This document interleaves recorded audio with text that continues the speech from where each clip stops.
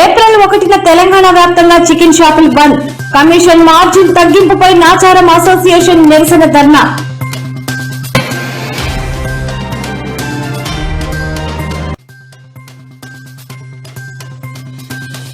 Challapalli PS వద్ద పేలుడు ఘటనపై స్పందించిన హోంమంత్రి అనిత.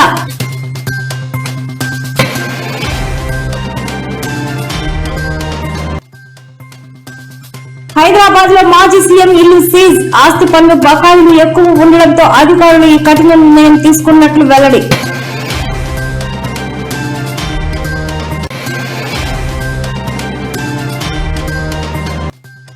తెలంగాణను కూడా చంద్రబాబు పాలిస్తున్నారు.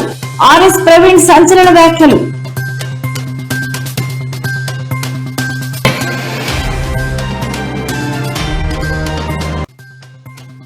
బస్టాండ్ ఎదురుగా ప్రైవేటు బస్సులో చెలరేగిన మంటలు. బస్సులో 35 మంది.